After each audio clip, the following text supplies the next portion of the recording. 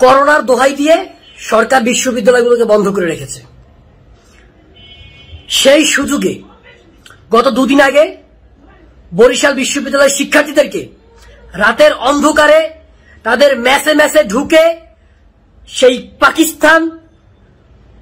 পাকিস্তানিদের নরকীয় হত্যাকাণ্ডের মতো রাতের অন্ধকারে শিক্ষার্থীদের মেসে মেসে ঢুকে শিক্ষার্থীদেরকে পিটিয়ে এরপরে হচ্ছে তাদেরকে পুকুরে ফেলে রেখেছে, রাস্তায় ফেলে রেখেছে। বরিশাল বিশ্ববিদ্যালয়ের শিক্ষার্থীরা সরকারের কাছে সহযোগিতা চেয়েও, রাষ্ট্রের কাছে সহযোগিতা চেয়েও পাননি। পুলিশ তাদেরকে সহযোগিতা করেনি, এরপরে বিশ্ববিদ্যালয় প্রশাসন তাদেরকে সহযোগিতা করেনি। আজকে জাহাঙ্গীরনগর বিশ্ববিদ্যালয়ের শিক্ষার্থীদেরকে গেরুয়ায় গ্রামবাসী যেভাবে পেরেছে সেইভাবে পিটিয়ে প্রায় 25 জন শিক্ষার্থীকে পিটিয়ে আহত করেছে। এই বিশ্ববিদ্যালয়গুলো হচ্ছে জাতির মেরুদণ্ড। একটা জাতির মেধা, মননশীলতা সৃষ্টির জায়গা হচ্ছে বিশ্ববিদ্যালয়। এই বিশ্ববিদ্যালয়ের শিক্ষার্থীরাই আগামী দিনে এই জাতিকে রাজনৈতিকভাবে, অর্থনৈতিকভাবে, বুদ্ধিভিত্তিকভাবে, প্রশাসনিকভাবে সমস্ত ক্ষেত্রে এই জাহাঙ্গীরনগর বিশ্ববিদ্যালয়, ঢাকা বিশ্ববিদ্যালয়, বরিশাল বিশ্ববিদ্যালয়, রাজশাহী বিশ্ববিদ্যালয়ের শিক্ষার্থীরাই জাতিকে নেতৃত্ব দিয়ে থাকে। সেই বিশ্ববিদ্যালয়ের শিক্ষার্থীদেরকে এইভাবে গ্রামবাসী পেটাচ্ছে, শ্রমিক লীগের নেতারা পেটাচ্ছে, শ্রমিক সন্ত্রাসীরা পেটাচ্ছে। এদিকে যে বিশ্ববিদ্যালয়ের শিক্ষার্থীদের প্রতিবাদ করবে সেই ধরনের কোনো অপশন নেই। বিশ্ববিদ্যালয়গুলো বন্ধ, বিশ্ববিদ্যালয় হলগুলো বন্ধ, শিক্ষার্থীরা কি করবে? বরিশাল বিশ্ববিদ্যালয়ের শিক্ষার্থীরা সেই হামলার প্রতিবাদে আন্দোলন করছে। প্রশাসনকে 48 ঘন্টা সময় বেঁধে দিয়েছিল বিশ্ববিদ্যালয় প্রশাসনকে। এখন পর্যন্ত তাদের দাবি বাস্তবায়ন হয়নি। এখনো অব্দি বিশ্ববিদ্যালয়ের শিক্ষার্থীরা, বরিশাল বিশ্ববিদ্যালয়ের শিক্ষার্থীরা আন্দোলন করছে। সেই আন্দোলন চলাকালীন সময়ে কিভাবে, কোন সাহসে জাহাঙ্গীরনগর বিশ্ববিদ্যালয়ের শিক্ষার্থীদের গায়ে একদল গ্রামবাসী সন্ত্রাসী কিভাবে তাদের গায়ে হাত দেয়, আমি এর তীব্র নিন্দা এবং প্রতিবাদ জানাচ্ছি। আর দেশবাসী, আপনারা ঘুমিয়ে থাকেন, আপনাদের ঘুম ভাঙার দরকার নেই। আপনারা ঘুমিয়ে থাকেন, সমস্ত বিশ্ববিদ্যালয়ের শিক্ষার্থীদেরকে পিটিয়ে হত্যা করে ফেলুক, তাদেরকে মেরে ফেলুক, তারপরে আপনাদের ঘুম ভাঙানোর দরকার নেই। কারণ আপনাদের ছেলেমেয়ে তো বিশ্ববিদ্যালয়ে পড়ে না, আপনাদের ছেলেমেয়ে তো ঢাকা বিশ্ববিদ্যালয়ে, জাহাঙ্গীরনগর বিশ্ববিদ্যালয়ে, বরিশাল বিশ্ববিদ্যালয়ে পড়ে না। এরা তো বিচ্ছিন্ন দ্বীপের বাসিন্দা, এরা তো আসমান থেকে এসে তারপরে এই বিশ্ববিদ্যালয়ে ভর্তি হয়েছে। আপনাদের কারো ছেলে, কারো মেয়ে, কারো ছোট ভাই, কারো বড় ভাই তো বিশ্ববিদ্যালয়ে পড়ে না। আপনাদের মাথা ঘামানোর দরকার নেই। আমরা মার খাই, আমরা হচ্ছে ছাত্রলীগের হাতে মার খাই, যুবলীগের হাতে মার খাই, শ্রমিক লীগের হাতে মার খাই, সন্ত্রাসীদের হাতে মার খাই, সবার হাতে মার খেতে খেতে এই বিশ্ববিদ্যালয়ের শিক্ষার্থীরা সব মারা যাক, তারপর জাতির ঘুম ভাঙানোর দরকার নেই। কারণ এই স্বৈরাচারের বিরুদ্ধে সরকার ভালো করেই জানে, তাদের বিরুদ্ধে, এই মাফিয়াদের বিরুদ্ধে প্রথম আঘাত এই বিশ্ববিদ্যালয়ের শিক্ষার্থীদের কাছ থেকেই আসবে। সুতরাং এই বিশ্ববিদ্যালয়ের শিক্ষার্থীদেরকে হচ্ছে মেরে কেটে তাদেরকে ভয় দেখিয়ে রাখো, তাদেরকে ভয় দেখাও, তাহলে তারা আর আন্দোলন সংগ্রাম করতে সাহস পাবে না। তাই বিশ্ববিদ্যালয় বন্ধ, এখন তাদেরকে পেটাও, যেভাবে পারো বিশ্ববিদ্যালয় শিক্ষার্থীদেরকে পেটাও। পেটাতে তাদের মধ্যে একটা ভয় ঢুকিয়ে দাও যে সরকারের বিরুদ্ধে প্রতিবাদ করা যাবে না, ফ্যাসিবাদের বিরুদ্ধে, মাফিয়াদের বিরুদ্ধে প্রতিবাদ করা যাবে না। তাই এখনো সময় আছে। আমি ঢাকা বিশ্ববিদ্যালয় সহ বাংলাদেশের সমস্ত বিশ্ববিদ্যালয়ের শিক্ষার্থীদেরকে বলবো, সমস্ত ছাত্র সমাজকে বলবো, সর্বোপরি 16 কোটি জনগণকে বলবো, যাদের বিবেক আছে, এখনো সময় আছে, আপনারা একটু জাগ্রত হন।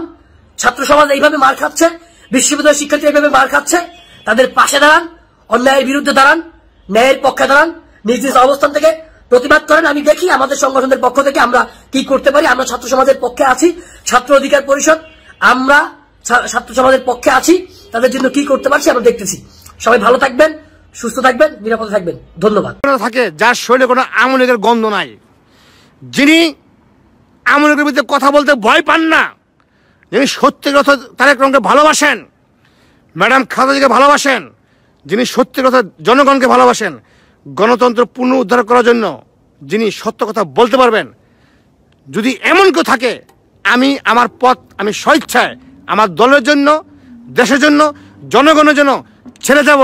যদি জাপানে কোনো ভাই বোন থাকেন অবশ্যই এখানে নক করবেন ইনশাল্লাহ। This voice is very clear. Sagar কোনো মিথ্যা কথা বলে না, সাগর এভিডেন্স ছাড়া কোনো কথা বলে না।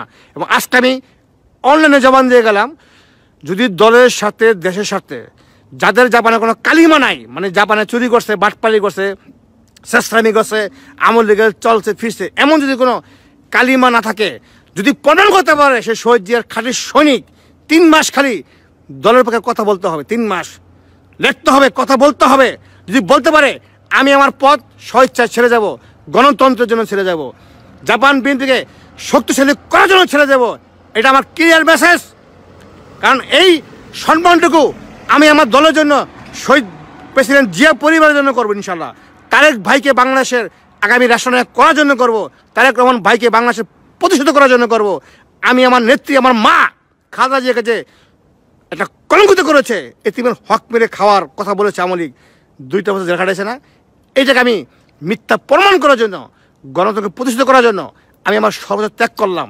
আমি ওয়াদা করলাম, যদি জাপানে কোনো ভাই বোন থাকেন দলের জন্য, যাদের আগে পরে জাপানের জেল খাটছেন, চুরি করছেন, বাটপালি করছেন, ধান্দাবাজি করছেন, আওয়ামী লীগের সাথে আঘাত করেন নাই, যদি এমন কোনো লোক থাকেন, কিন্তু বিএনপিকে কোনো স্লোগান দেন, আমি সেটা মেনে নিলাম। আজকে থেকে 3 মাস বিএনপিকে কথা বলবেন, অনলাইনে অফলাইনে আওয়ামী লীগের বিরুদ্ধে কথা বলবেন, এবং জাপান আওয়ামী লীগের কোনো নেতাকর্মীর সাথে কোনো প্রকার যোগাযোগ করতে পারবেন না। যদি এমন নেতা থাকেন, ব্যক্তি থাকেন, আমি দলের স্বার্থে, তারেক ভাইয়ের মুখকে উজ্জ্বল করার স্বার্থে, গণতন্ত্রের স্বার্থে আমি আমার পথ থেকে সরে যেতে প্রস্তুত। কারণ ফাইটার কখনোই যুদ্ধ না করে পরাজয় বরণ করে না, যুদ্ধ করে হেরে যাওয়ার পরেও তাকে যোদ্ধা বলা হয়। সাহস সিকদার যুদ্ধে অংশগ্রহণ না করে স্বেচ্ছায় পরাজয় বরণ করার ব্যক্তি না। কারণ I am the sun of the freedom fighters. কারণ আমার বাবা একজন মুক্তিযোদ্ধা ছিলেন, আমার বাবা একজন সাবেক গ্রাম সরকার ছিলেন, আমি একজন জিয়া পরিবারের সন্তান। অতএব জিয়া পরিবারের সন্তানদেরকে নিয়ে টক্কর দিতে আসবেন না। জিয়া পরিবারের সন্তানরা মিথ্যা কথা বলে না, যে পরিবারের সন্তানরা ভণ্ডামি করে না, যে পরিবারের সন্তানরা নিজের দলকে বিক্রি করে রাজনীতি করে না, যে পরিবারের সন্তানরা নিজের মাকে জানা করবে বলে ওয়াদা করে বরখেলাপ করে না, যে পরিবারের সন্তানরা মানুষের হক পেরে খায় না, যে পরিবারের সন্তানরা মানুষকে কুপুতি দেয় না, যে পরিবারের সন্তানরা মানুষের ধান্দাবাজি করে না।